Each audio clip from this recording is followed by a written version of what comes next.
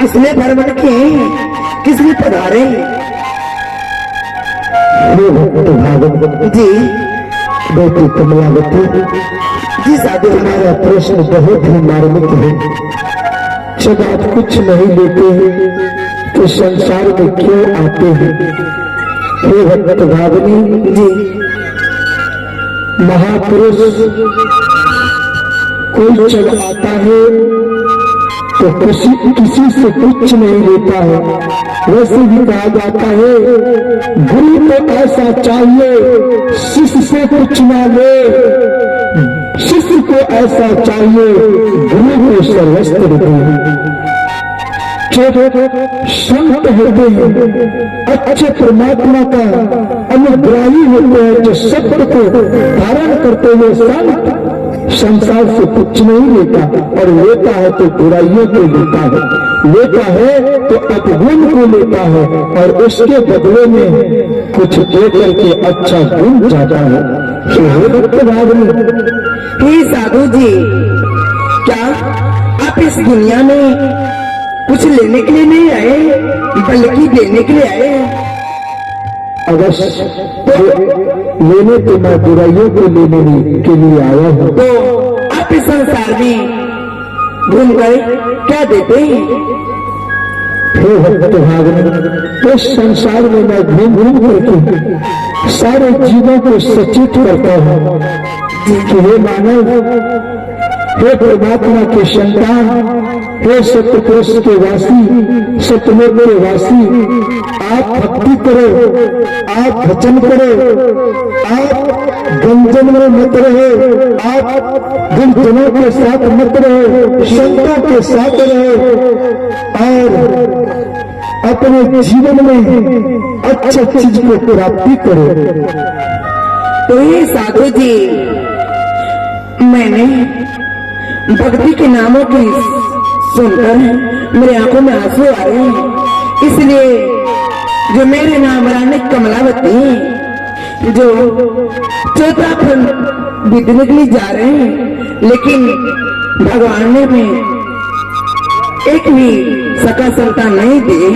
न जाने मैं क्या करके आई हूँ इस संसार में।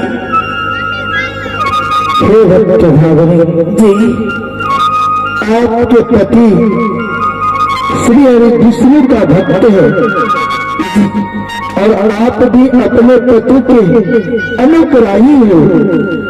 तुम भी अपने पति के ही पथ पर चलती हो।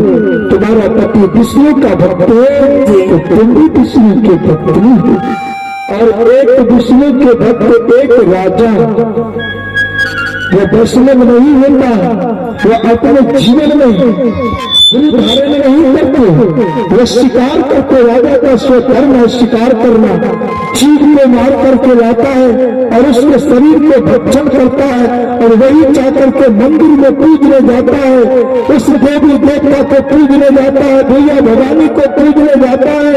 वो सोमवारी, मंगलवारी, बुधवारी, रविवारी पर्व को करता है, वो छठ व्रत है, जो भी व्रत है उस व्रत को करता है, त्योहार को करता है।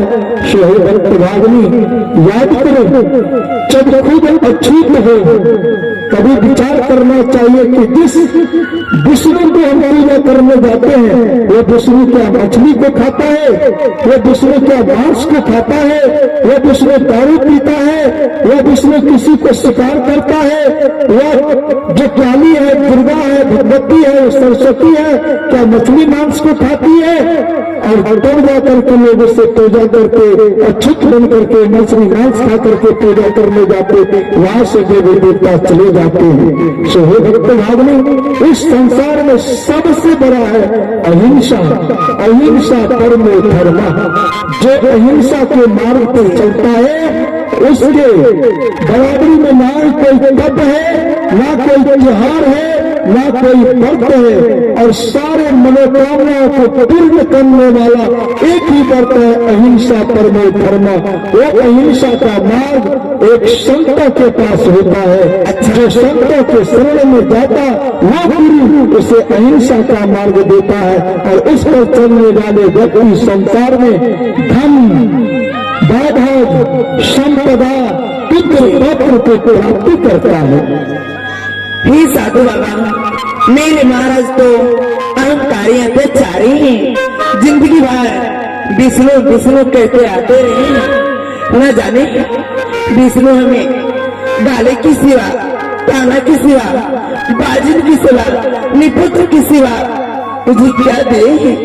अवश्य धन्य भक्त बाबरी, तो ये धन्य तुम्हारा बुद्धि है कि एक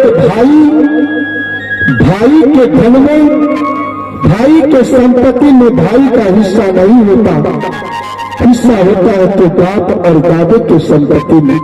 वो विष्णु भी तो परम पिता परमात्मा का ही संतान है, जैसे तुम्हारा पति है। तो उस विष्णु को पूजा करे, उस विष्णु से कुछ मांगे, भला वो विष्णु तुम्हारे पति को कैसे देगा? देगा तो उनका भी जो पिता है वो परम पिता देगा। एक परम पिता का वास एक संतों के ही शरीर में होता है। इसीलिए जब तक तुम गुरु के शरण में नहीं जाओगे, एक संत के शरण में नहीं जाओगे, तब तक तुम्हें कुछ भी नहीं मिलने वाला है। संत शरणम दुख हरणम, जो संत के शरण गया सारे दुखों से उसका निवारण हो जाता है। तो ये साधु जी मेरे राज दरबार में इतना साधु आए थे, लेकिन मैं आप जैसा साधु कभी नहीं देखे थे। मैं क्यों नहीं आप जैसे साधु बाबा को चरण में जाके तन मन धन अर्पण करके मैं माला क्यों नहीं ले लूं? तो मैं आपको शरण में जाना चाहती हूँ साधु बाबा। अवश्य तुम धन्य हो, अब सबसे धन्य तुम्हारा बुद्धि है। मैं अवश्य तुझे अपने शरण में लूंगा और तुम्हें सारे दुखों से निवारण करूंगा, क्योंकि तुम एक सच्ची पतिव्रता नारी हो और वही मुझे प्राप्त कर सकता है। चलो बेटे, मैं तुझे गुरुमुख करता हूँ। मोरा रे